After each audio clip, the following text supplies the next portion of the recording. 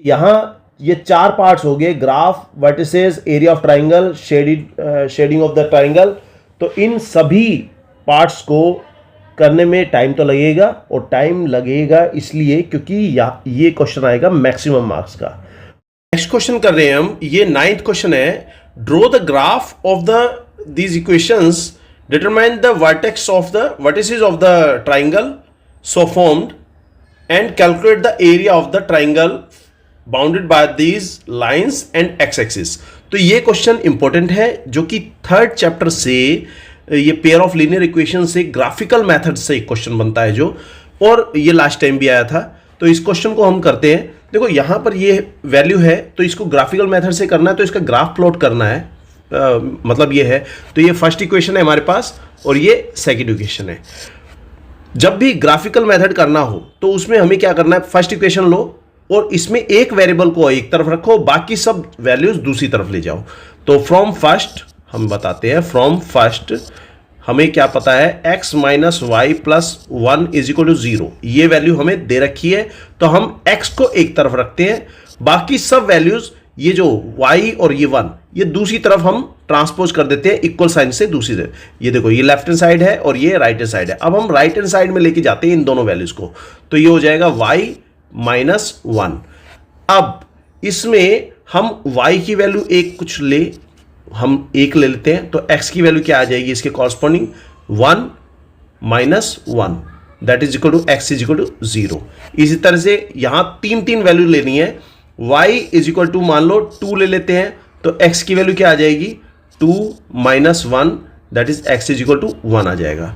और y की value हम 3 ले लेते हैं, तो x की वैल्यू क्या आ जाएगी, 3 minus 1 x is equal to 2 आ जाएगा। ऐसा जरूरी नहीं कि हम हमेशा इसको प्लस वैल्यू ही ले, हम 0 भी ले सकते हैं, यहां पर -3 भी ले सकते हैं, -2 भी ले सकते हैं, उसके कॉरस्पॉन्डिंग वैल्यू हम यहां इसको फाइंड करेंगे। ओके, तो अब इसका जो सॉल्यूशन टेबल है वो बना लेते हैं। सॉल्यूशन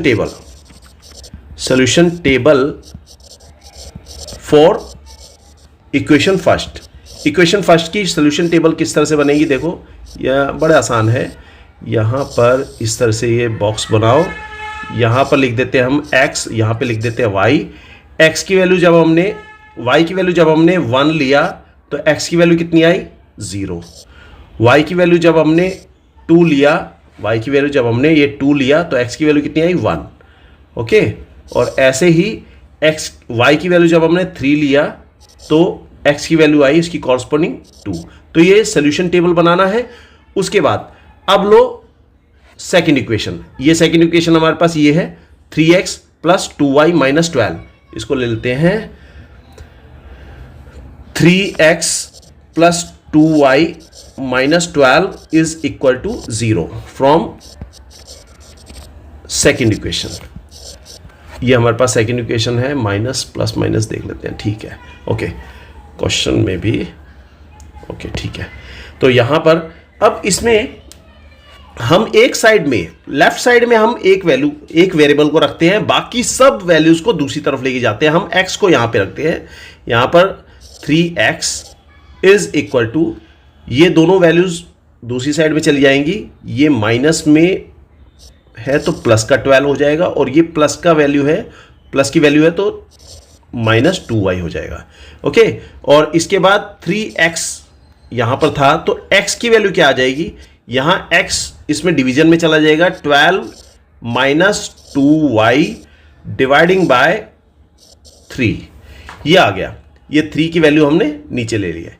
अब इसमें हम y की वैल्यू लिखेंगे, y की वैल्यू कुछ मानेंगे, y is equal to something, कुछ भी मान सकते हैं, और उसके कॉरस्पॉन्डिंग वैल्यू आएगी।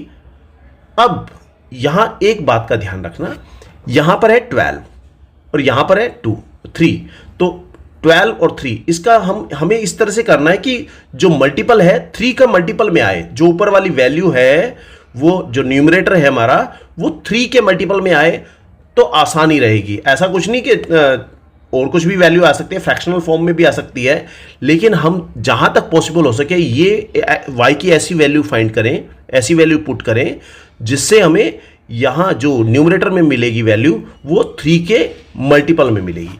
तो यहां पर हम फॉर एग्जाम्पल y की वैल्यू 0 रखते हैं, अगर मैं यहां पे 0 रख दूं तो मुझे x की वैल्यू क्या मिलेगी, x is equal to 12 minus 0 dividing by 3। तो ये कितना हो जाएगा, ये आ जाएगा 12 को 3 से डिवाइड करेंगे तो 4 आएगा।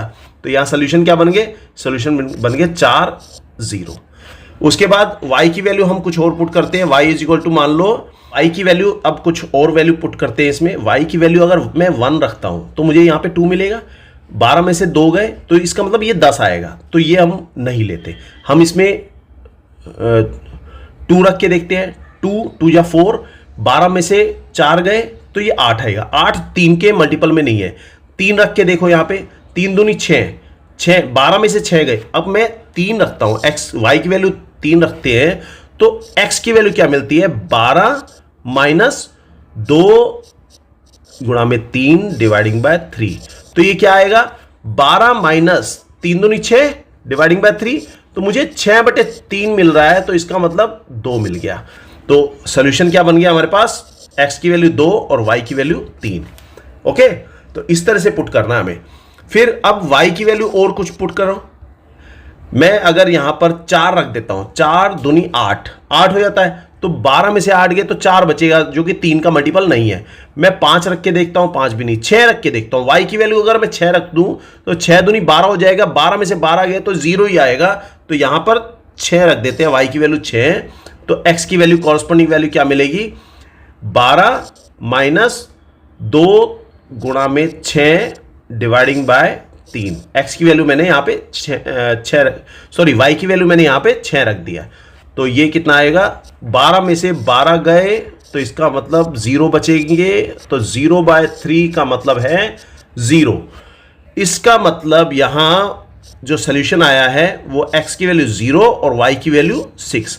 तो सोल्यूशन टेबल फॉर, यहां बता दो, solution table for equation second equation के लिए सोल्यूशन टेबल क्या बन जाएगी, ये सोल्यूशन टेबल बनानी जरूरी है। ओके, उससे आसानी रहेगी जब हम ये कोऑर्डिनेट्स प्लॉट करेंगे तो आसानी रहेगी। जब हमने x की वैल्यू 0 ली, y की वैल्यू यहां पे, y की वैल्यू यहां पे, x की वैल्यू, y की वैल्यू जब 0 है, y की वैल्यू 0 है तो x की वैल्यू क्या है, 4। यहां पे देखो ये सोल्यूशन है, तो y की वैल्यू 0, x की वैल्यू 4। ओके, उसके बाद y की वैल्यू 3 तो x की वैल्यू 2, 3 2, y की वैल्यू 6 तो x की वैल्यू 0 आ रही है। तो ये आधा काम हमारा अब हो चुका है। अब हमें प्लॉट करना है ग्राफ। तो ग्राफ प्लॉट करने का तरीका क्या है वो देखते हैं। ओके, यहां पर अभी ये सोल्यूशन टेबल है हमारे पास सेकंड इक्वेशन का, और ये सोल्यूशन टेबल है हमारा फर्स्ट इक्वेशन का। मैंने जो ऊपर से इसको कॉपी कर लिया है, ठीक है। अब ये हमारे पास है कोऑर्डिनेट, जो कार्टेशियन प्लेन है हमारे पास, इसमें ये x एक्सिस, ये x एक्सिस, और ये x डैश, और ये y डैश। ओके, तो इसके ऊपर हम ये जो कोऑर्डिनेट्स हैं इनको प्लॉट करेंगे। तो x की वैल्यू देखो, पहले हम फर्स्ट इक्वेशन को प्लॉट करते हैं। x की वैल्यू 0, y की वैल्यू 1, x की वैल्यू 0 और y की वैल्यू 1।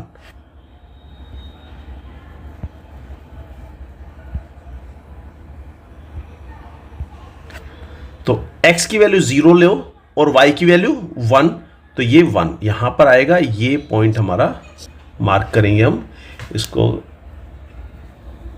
चेंज कर लेते हैं इसका कलर।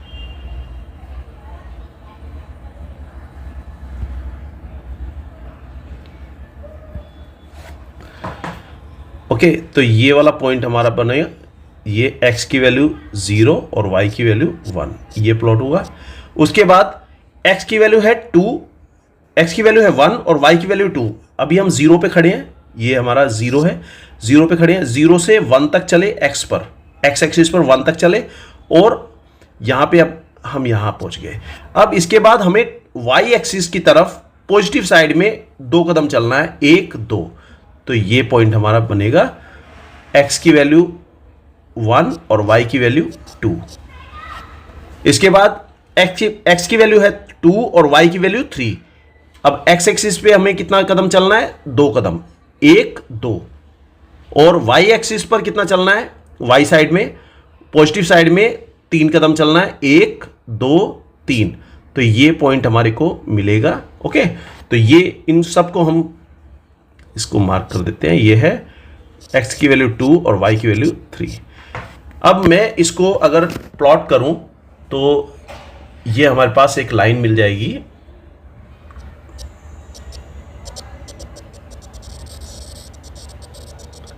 ओके, ये हमारे पास लाइन मिली। ये कौन सी इक्वेशन का है? ये फर्स्ट इक्वेशन। फर्स्ट इक्वेशन क्या थी हमारे पास? ये थी x minus y plus 1, x minus, यहां पे लिख देंगे x minus y plus 1 is equal to 0। ये फर्स्ट इक्वेशन है हमारे पास। इसके बाद सेकंड जो हमारे पास इक्वेशन थी उसके सोल्यूशन टेबल हमारे पास ये रहे।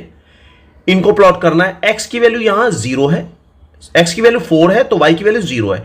x की वैल्यू 4 रखना है तो x पर हम 4 कदम चलेंगे x एक्सिस पर। 1, अभी 0 से स्टार्ट करते हैं, 0 से 1 2 3 4, तो यहां तक पहुंचे। इसके बाद y साइड में कितना जाना है? y साइड में हमें 0 कदम चलना है, तो मतलब हम यहीं पे ही खड़े रहेंगे। ना तो मैं इधर जा रहा हूं, ना तो मैं इधर जा रहा हूं, ना ही नेगेटिव साइड में जा रहा हूं, तो यहीं के यहीं खड़े रहे और ये हमारा पॉइंट बन जाएगा। ओके, इनको भी सर्कल कर देते हैं। ये सर्कल कर दिया हमने। अच्छा, इसके ये हमारा पॉइंट है क्या? ये कितना था? 4, तो 4 0। इसके बाद x की वैल्यू है 2 और y की वैल्यू 3। x की वैल्यू 2, तो 2 कदम चलना है हमें, 1 2 कदम यहां पे चले, 2 कदम यहां पे चले, और y की साइड में, पॉजिटिव साइड में 3 कदम चलेंगे। कितने? 1 2 3, तो ये वाला पॉइंट ही आ जाएगा 2 3।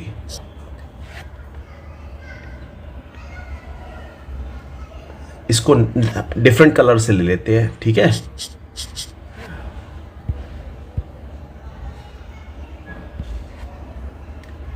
ये है 2 और ये 3।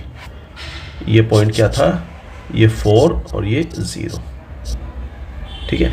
और नेक्स्ट है x की वैल्यू 0 और y की वैल्यू 6, तो x की वैल्यू 0 लो, यहीं पे ही खड़े रहेंगे 0 पे ही, और y की वैल्यू 6, 1 2 3 4, y एक्सिस पर हम 6 कदम चलेंगे, तो ये यहां तक पहुंचे हम। ओके, ये क्या है? x की वैल्यू 0 और y की वैल्यू 6, तो ये 3 पॉइंट हमें मिल गए। और हमेशा जब भी तुम ग्राफ प्लॉट करोगे तो तुम्हें 3 पॉइंट ही लेने हैं। ओके, तो ये हम इसको प्लॉट कर लेते हैं।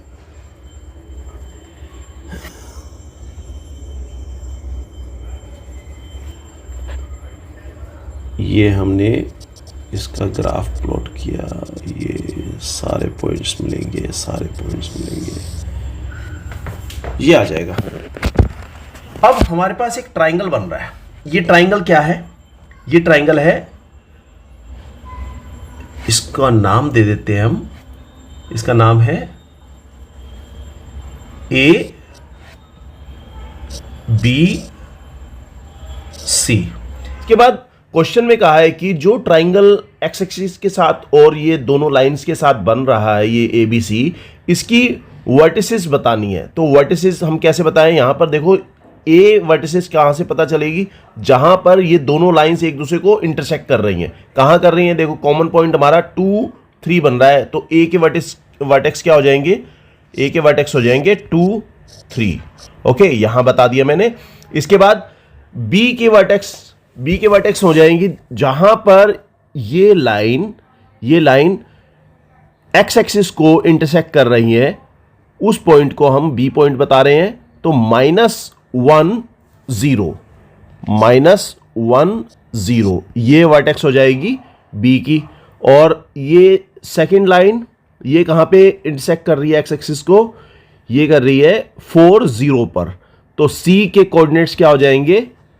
सी वर्टेक्स ये हो जाएगा 4 0। तो ये 3 वर्टेक्स हमने बता दी जो कि ट्राइंगल की है। और इसके बाद इसका एरिया फाइंड करते हैं हम। Area of the triangle enclose by these 2 lines and with x axis. यहां पे एक्स एक्सिस के साथ भी पूछ सकता है और वाई एक्सिस के साथ भी पूछ सकता है। यहां पे देखो, वाई एक्सिस के साथ ये वाला ट्राइंगल बन रहा है और एक्स एक्सिस के साथ ये वाला ट्राइंगल बन रहा है। तो इसका एरिया हमें फाइंड करना है। तो एरिया कैसे फाइंड करेंगे वो देखते हैं। BAC का एरिया फाइंड करना है। तो इसको मैंने कॉपी कर लिया यहाँ पे नीचे, तो यहीं पे देखते हैं, यहीं पे करेंगे क्वेश्चन। तो इसमें BC देखो, यहाँ पे एरिया ऑफ द ट्राइंगल क्या होता है। एरिया ऑफ ट्राइंगल हमें पता है कि area of triangle is equal to 1/2 into base into altitude. यही तो पता है, ऑल्टीट्यूड का मल्टीप्लीकेशन कर देते हैं बेस के साथ और उसका हाफ कर देते हैं। अब यहां ऑल्टीट्यूड क्या है और बेस क्या है। देखो बेस ये रहा, मैं इसको बेस मान लूं, BC को, BC हमारा हम फाइंड कर सकते हैं। ओके, BC ये देखो, यहां पे इसका कोऑर्डिनेट क्या है -1 और इसका कोऑर्डिनेट क्या है 4। तो इन दोनों को हम माइनस करके यहां पे ये BC हमें पता चल जाएगी। और ऑल्टीट्यूड क्या है, ऑल्टीट्यूड होगा perpendicular distance of the point this intersection point. ये जो लाइंस हैं दोनों, इनका इंटरसेक्शन पॉइंट्स का perpendicular distance from the x axis क्या हो जाएगा, y का ऑर्डिनेट, y की वैल्यू इसको कहेंगे।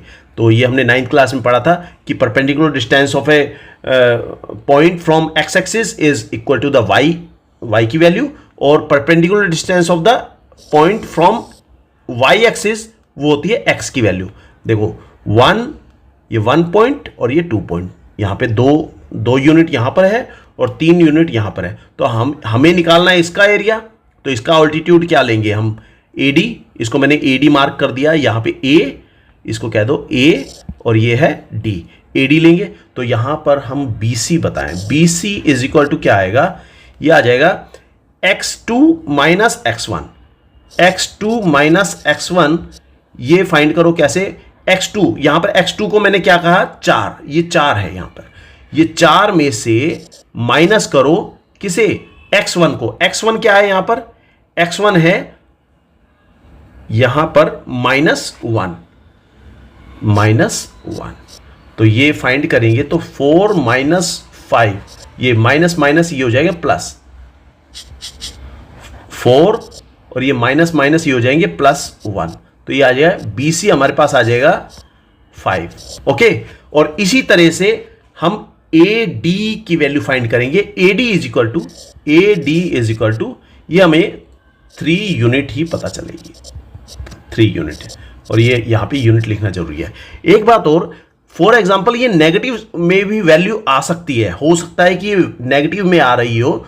फॉर एग्जाम्पल तुम इसको तुम x2 मानो, तुम ये कहो कि -1, तुम ये कहते हो -1 - 4, तो उस केस में क्या हो, यहां पे -5 आएगा। लेकिन कभी भी जो डिस्टेंस है वो हमारी नेगेटिव साइन में नहीं होता, तो उसको हम मॉडुलस वैल्यू ले लेंगे, मतलब पॉजिटिव वैल्यू ले लेंगे कि उसका पॉजिटिव साइन लगाकर कि +5 यूनिट कहेंगे उसे।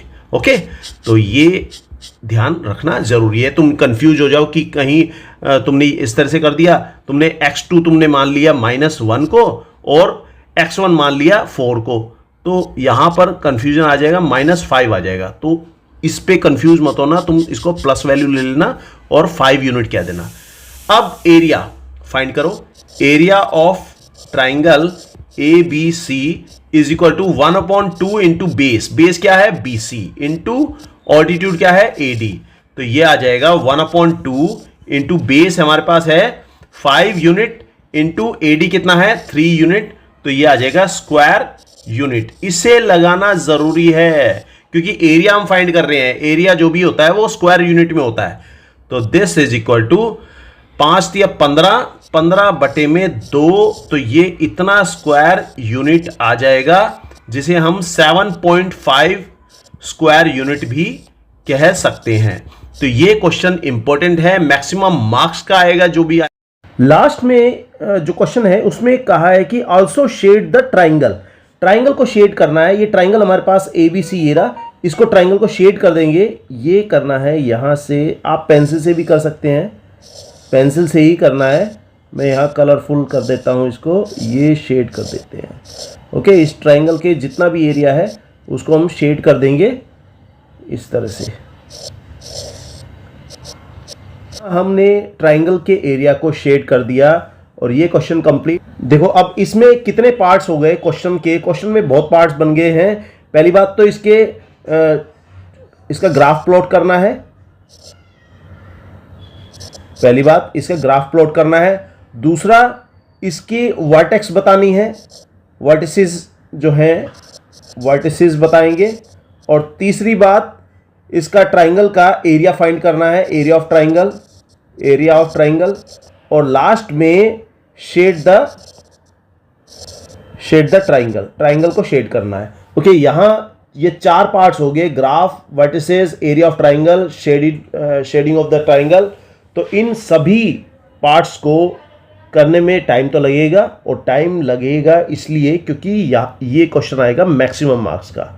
ओके, ये क्वेश्चन कंप्लीट। इसके बाद हम करते हैं नेक्स्ट क्वेश्चन। क्वेश्चन नंबर 3 में देखो, यहां बता रखा है कि find the zero of the quadratic polynomial. तो ये क्वाड्रेटिक पॉलिनोमियल हमें क्या दे रखा है, 7y² minus 11/3y minus 2/3।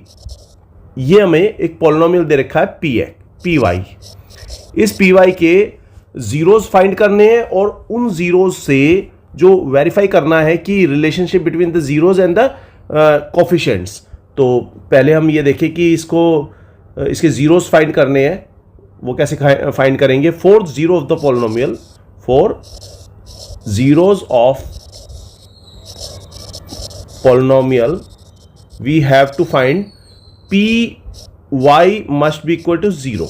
py की वैल्यू 0 के बराबर होनी चाहिए। py की वैल्यू है क्या, वो है 7y² minus 11/3y minus 2/3 must be equal to 0। ये हमारा px, ये पूरा py, ये पूरा वैल्यू 0 के बराबर हो जाए।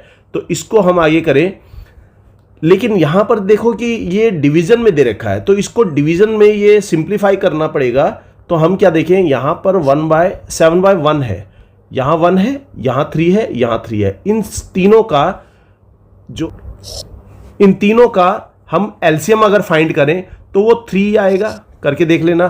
तो 3 से हम इन दोनों के लेफ्ट हैंड साइड और राइट हैंड साइड को मल्टीप्लाई कर देते हैं। On multiply both sides by 3। दोनों तरफ हमें, अगर हम जो एलसीएम इनका डिनोमिनेटर का एलसीएम निकाला है, ये क्या है, 3 क्या है, एलसीएम ऑफ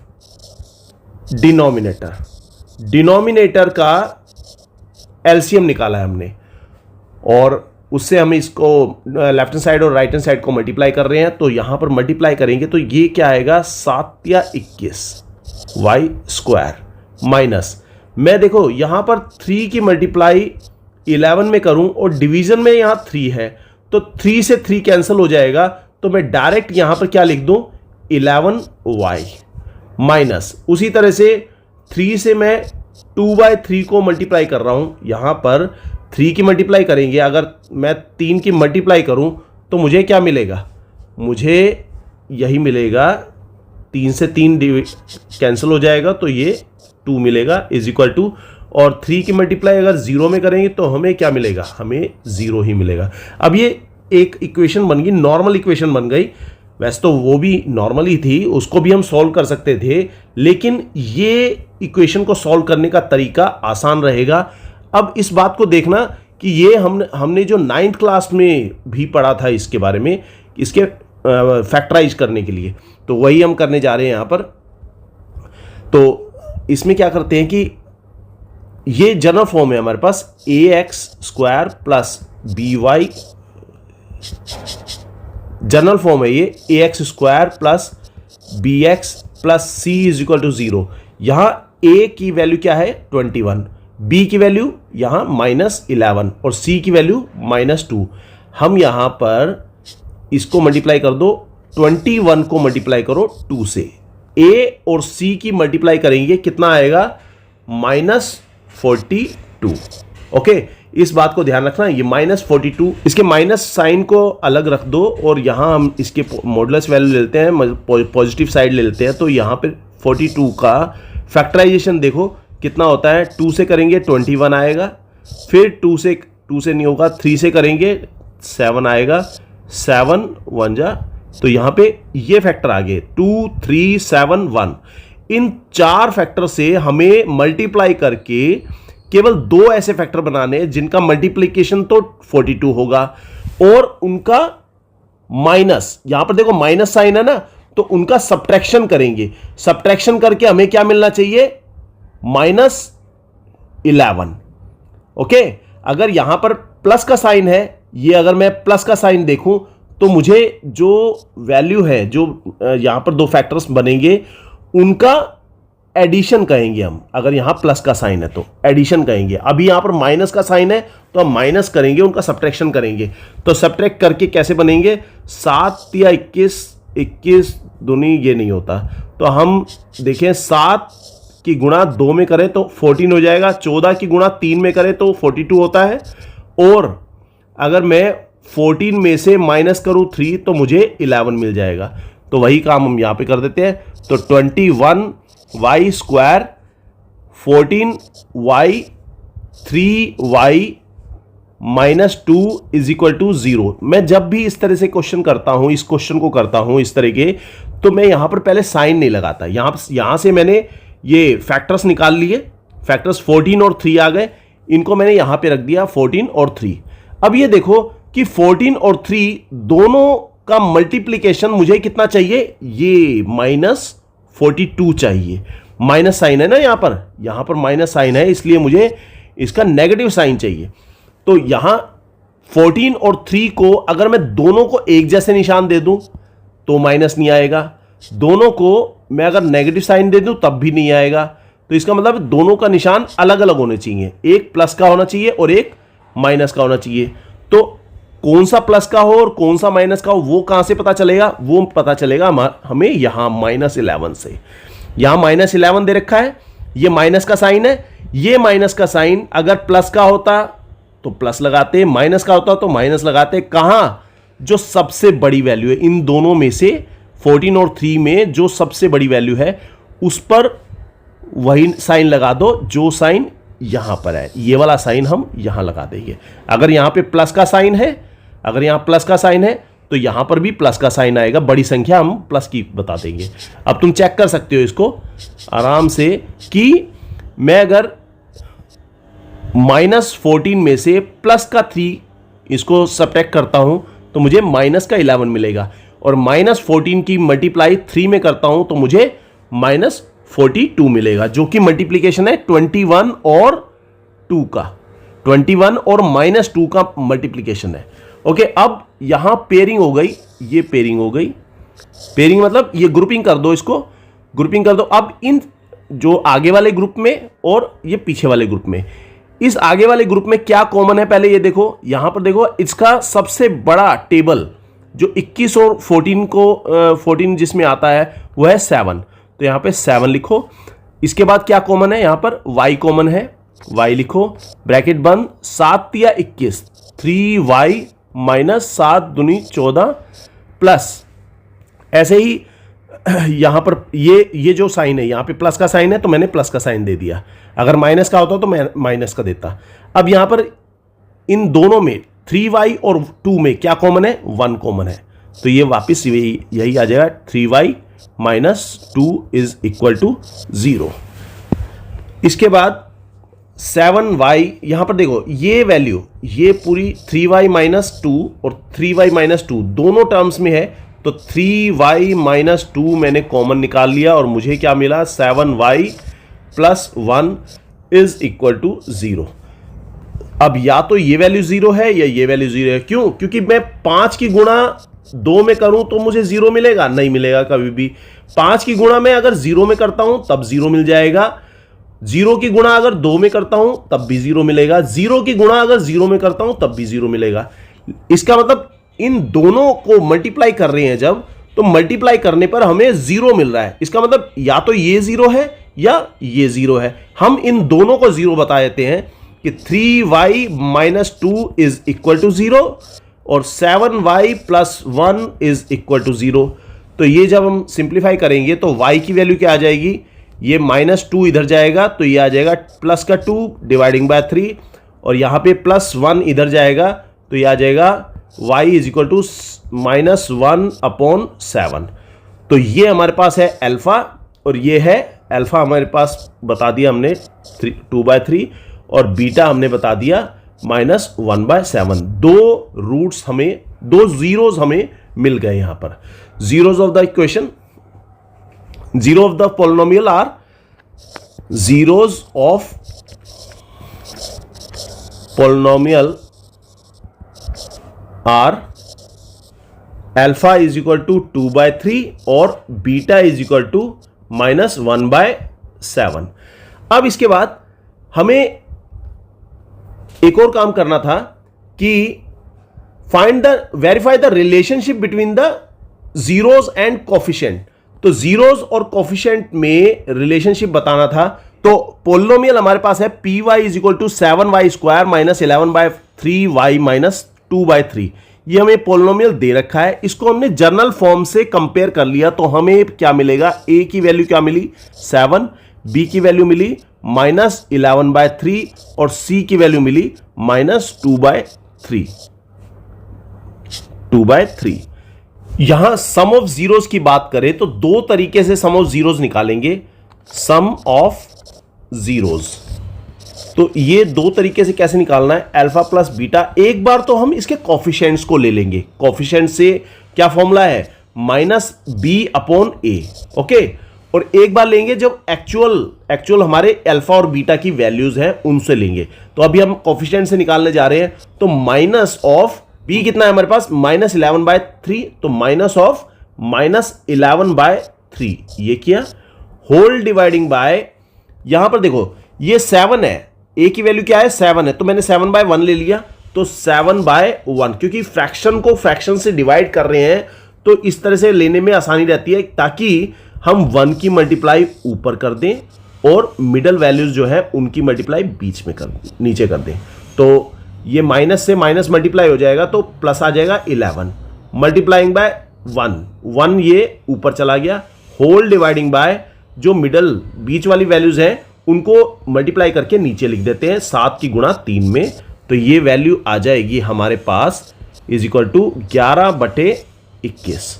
ये हमारे पास है अल्फा प्लस बीटा। ये तो बात हुई जब हमने कॉफिशिएंट से निकाला। ये किससे निकालता, कॉफिशिएंट से। अब हम जो एक्चुअल हमारे पास अल्फा और बीटा हैं, जीरोज हैं, उनसे हम फाइंड करें तो अल्फा की वैल्यू हमने क्या बताई थी, अल्फा की वैल्यू देखो, जीरो ऑफ द पॉलिनोमियल हमारे पास क्या आए थे 2/3 और -1/7। तो इसी को ले लेते हैं 2/3 प्लस -1/7। इसको आगे और करें तो मैं देखूं 2/3 -1/7 आएगा।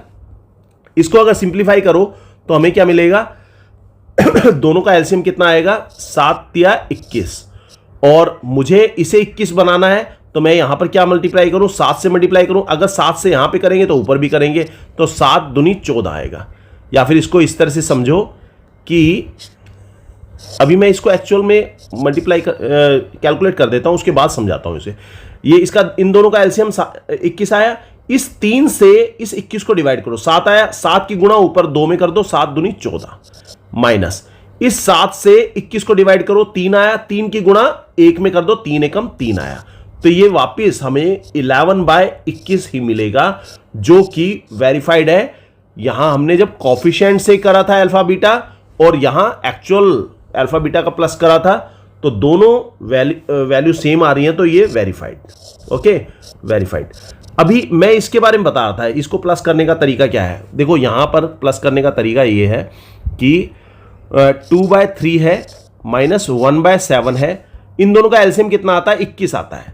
21, तो मैंने इस 3 को 21 बनाना है। इस 3 में मैं क्या मल्टीप्लाई कर दूं कि 21 बन जाए, 7 से मल्टीप्लाई करेंगे, यहां 7 से मल्टीप्लाई करेंगे तो 21 बना।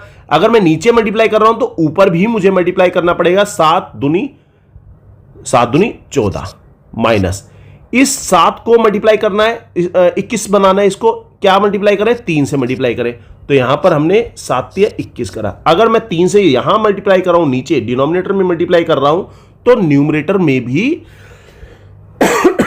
मल्टीप्लाई करना पड़ेगा, तो ये 3 आया। तो हमें ये पता है जब दोनों वैल्यूज डिनोमिनेटर सेम होते हैं तो उसमें हम एक बार डिनोमिनेटर यहाँ पे लिख देते हैं और ऊपर 14 माइनस 3, तो ये इस तरह से 11/21 आएगा। ओके, तो ये थोड़ा बेसिक था जो कि मैं यहाँ पे डिस्कस करना चाह रहा था। इसी तरह से अल्फा इंटू बीटा कोफिशिएंट के अकॉर्डिंग क्या होता है, C/A। C की वैल्यू क्या है, C की वैल्यू यहां पर थी माइनस, ये देखो C की वैल्यू ये रही थी -2/3। C की वैल्यू -2/3 हम ले लेते हैं, -2/3 होल डिवाइडिंग बाय A की वैल्यू क्या थी 7/1।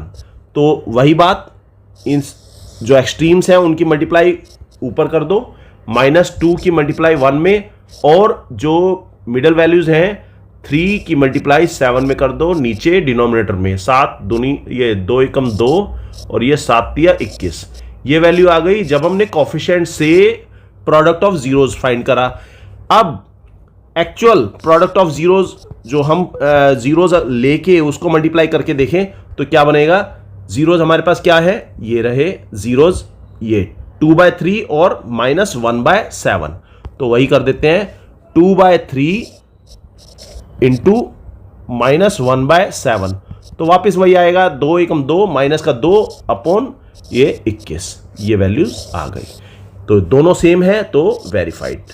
ओके, ये क्वेश्चन कंप्लीट। अब देखते हैं नेक्स्ट क्वेश्चन। नेक्स्ट क्वेश्चन है क्वेश्चन नंबर 7 कर रहे हैं हम यहां पर। इसमें बताया कि a man has belt and handkerchief which are together 40। तो हम मान लेते हैं ये क्वेश्चन जो है ये linear pair of linear equation 2 variable वाला क्वेश्चन है। लेट बेल्ट्स कितनी है हमारे पास, बेल्ट्स हमने मान ली x है, और हैंकरचीफ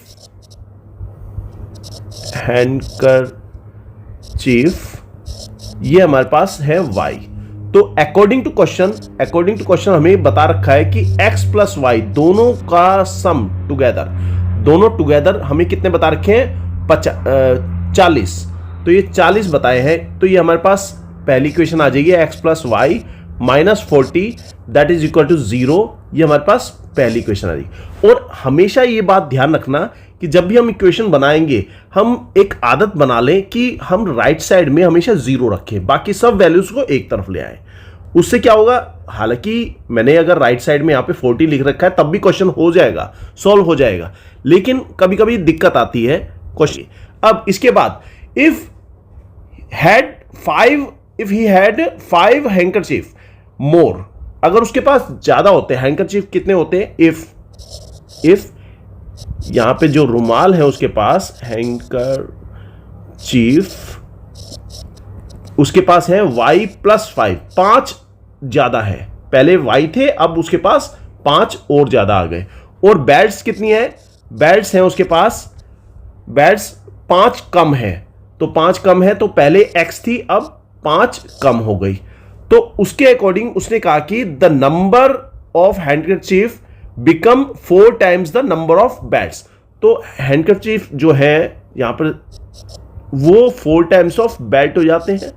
तो इसी को हम लिख दे कि y प्लस 5 जो नई वैल्यू बनी है वो बेल्ट की जो वैल्यूज है, बेल्ट का जो नंबर है उससे 4 गुना है।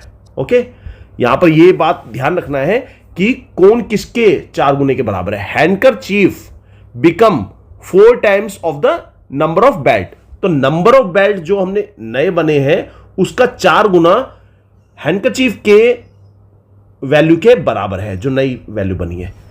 अब इसको हम सिंप्लीफाई करके इसको इक्वेशन बना देते हैं। तो y plus 5 is equal to 4x minus 4 पंजे 20।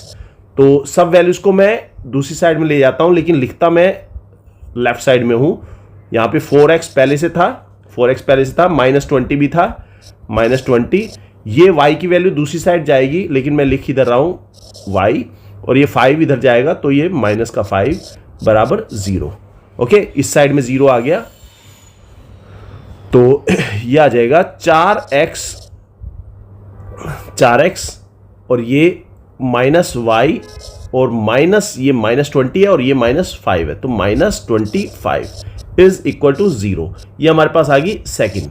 फ्रॉम फर्स्ट एंड सेकेंड हम देखें यहां पर ये प्लस का साइन है, यहां पर ये y की वैल्यू माइनस में है और x की वैल्यू क्या है, यहां पे y की वैल्यू फर्स्ट इक्वेशन में तो प्लस की है और सेकंड इक्वेशन में y की वैल्यू माइनस की है, तो हम इन दोनों को प्लस कर देते हैं तो एलिमिनेशन हो जाएगा यहां पर। On adding equation first and second, first और सेकंड को हम ऐड कर देते हैं तो हमें क्या मिलेगा, x प्लस वाई, यहां x plus y -40 is equal to 0 है और ये है 4x minus y -25 is equal to 0 है।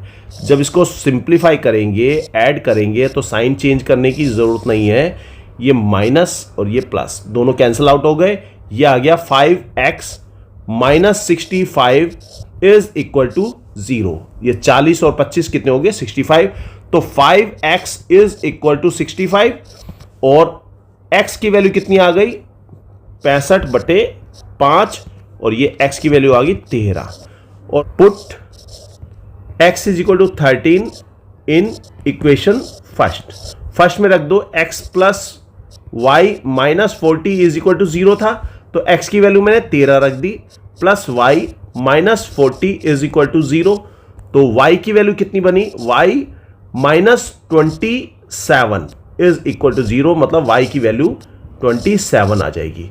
तो y की वैल्यू 27 है, मतलब जो हैंडकरचीफ है, x क्या था, x था बेल्ट, तो बेल्ट्स हमारे पास कितनी है, बेल्ट्स हो गई हमारे पास 13 और हैंडकरचीफ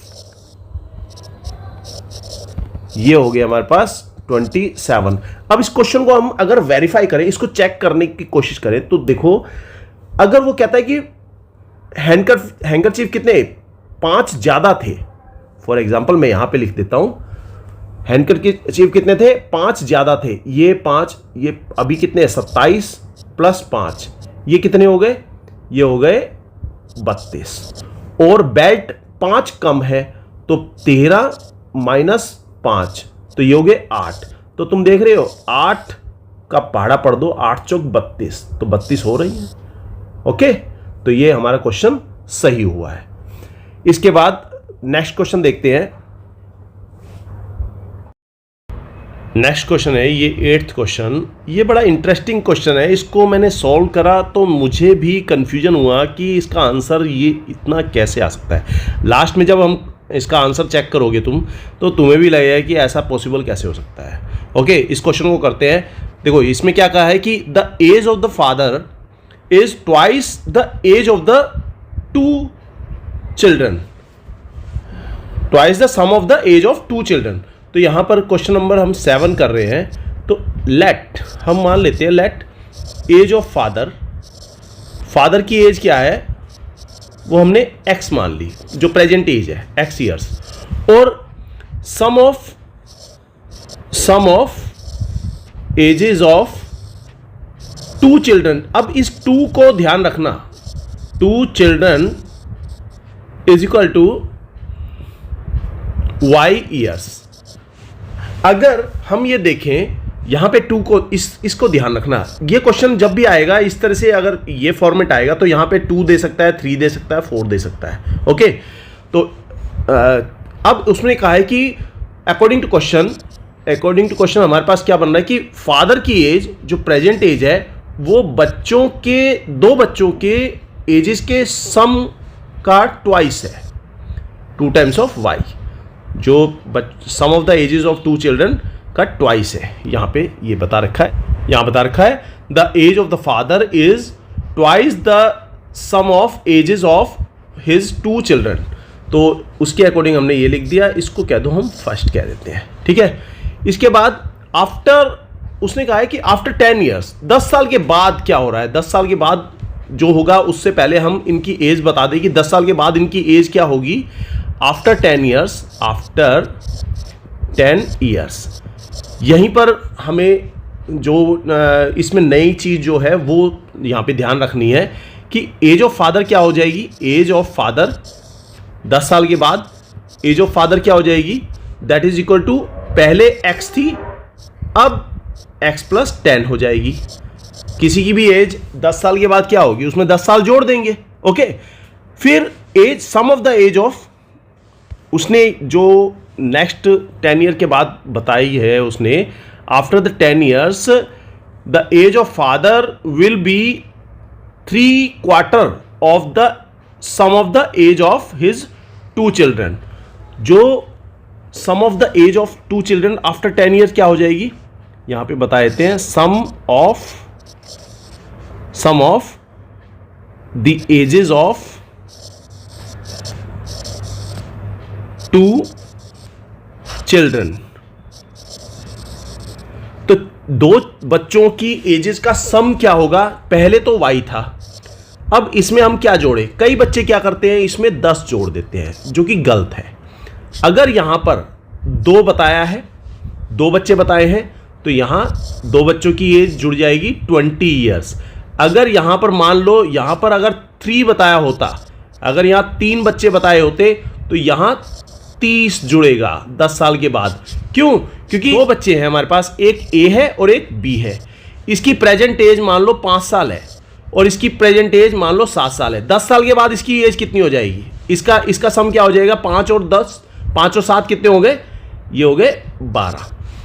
10 साल के बाद इसकी एज कितनी हो जाएगी, ए की, इसकी हो जाएगी 5 + 10। ओके, 10 साल के बाद ये 15 साल का होगा ऑब्वियसली। और ये बी, इसकी एज हो जाएगी 7 + 10। तो जब हम इसको चेक करेंगे तो ये 7 और 5 ये तो हो गए 12 प्लस 10 और ये 10 ये हो गए 20। तो इसका मतलब जब हमारे पास 2 बच्चों की जो प्रेजेंट एज का सम क्या था, y था, तो 10 साल के बाद उन दोनों बच्चों की एज का सम क्या हो जाएगा, y + 20 हो जाएगा। अगर यहां पर 3 है तो यहां पे 30 लिखेंगे, यहां पे 4 बच्चे हैं तो यहां पे 40 लिखेंगे। ओके, तो ये वाला पॉइंट जो है इसमें इंपॉर्टेंट था, यही वाला पॉइंट। तो ये इतने ईयर्स। अब अकॉर्डिंग टू क्वेश्चन हमें बताया कि फादर की एज क्या है, x + 10 इज इक्वल टू 3/4, 3/4, यहां पे 3/4 बताया है। ये देखो, age of the father will be 3/4 of the sum of the ages of his 2 children. तो 3/4 ऑफ उसके बच्चों की एज उस टाइम 10 साल के बाद कितनी होगी, y + 20 हो जाएगी। ओके, इसको अब सिंप्लीफाई करो तो ये 4 यहां पर है, इसको क्रॉस मल्टीप्लाई ट्रांसपोजिंग करो, 4 इधर चला जाएगा, तो 4 टाइम्स ऑफ x + 10 बराबर यहां 3 की मल्टीप्लाई, ये 3 टाइम्स ऑफ y + 20 रह जाएगा यहां पर। ओके, ये 4 इधर चला गया। इसके बाद आगे करो, 4x + 40 is equal to 3y + 3 × 2 = 6, ये 60 हो जाएगा। इसके बाद 4y यहां पे बता देते हैं, 4x और ये y टाइम्स इधर आ जाएगा, माइनस का 3y इज इक्वल टू, ये 40 में इधर लेके जाता हूं तो ये 60 में से माइनस कर दिया 40, तो मुझे कितना मिलेगा, मुझे मिलेगा यहां 20। ओके, ये हमारे पास सेकेंड इक्वेशन है। अब from first and second, first और सेकेंड से हमें क्या पता चलेगा, फर्स्ट क्या थी, फर्स्ट थी x = 2y, x = 2y हमारे पास, ये x = 2y हमारे पास फर्स्ट है। तो इन दोनों इक्वेशन से, फर्स्ट इक्वेशन और ये सेकंड इक्वेशन, इससे हमें क्या पता चलेगा, मैं यहां पर मैं अगर x की जगह 2y रख दूं, ये जो x है, x की वैल्यू क्या है, 2y के बराबर है, तो यहां पर x = 2y रख देते हैं। 4 times of 4 × 2y - 3y is equal to 20 आ गया। और इसको अगर करेंगे 4 दूनी 8, ये 8y - 3y is equal to 20 हो जाएगा। और ये आएगा हमारे पास 5y इज इक्वल टू 20 और y की वैल्यू आ गई, 4।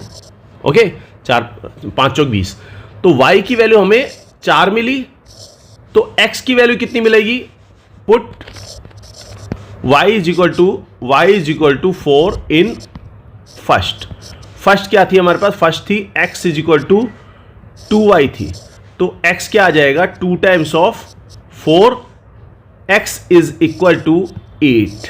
यहां पर यही कंफ्यूज करने वाली बात है कि x की वैल्यू 8 आ गई, जो फादर की एज है, ये फादर की एज आ रही है, ये 8 साल आ रही है, तो ये कैसे पॉसिबल होगा, बायोलॉजिकल पॉसिबल नहीं है, ये मैथमेटिकल पॉसिबल कैसे कर रहे हैं, ये क्वेश्चन बनाने वाले कैसे बैठे हैं वहाँ पे जिन्होंने ये क्वेश्चन बनाया है।